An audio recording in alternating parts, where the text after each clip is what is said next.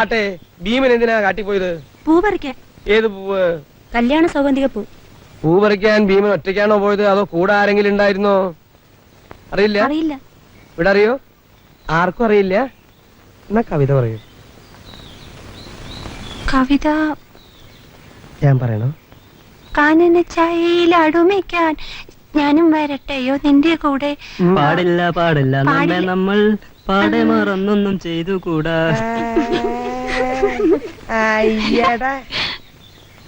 നിനക്കൊക്കെ രണ്ട് പോത്തിനെ മേടിച്ചിട്ട് പാടത്ത് പൂട്ടാൻ പൊക്കൂട മലമങ്കി. Silence silence. ഇതെന്താ ക്ലാസ് റൂമോ അത് ചന്തപ്പരയോ? ശരിയായിട്ടുള്ള ഉത്തരം പറയൂ കുട്ടി. പൂ പറിക്കാൻ പോയപ്പോ ഒറ്റയ്ക്കാണോ പോയത്, അതോ തോഴിമാരാരെങ്കിലും ഉണ്ടായിരുന്നു? ഉണ്ടായിരുന്നു മാഷേ. ആരാ?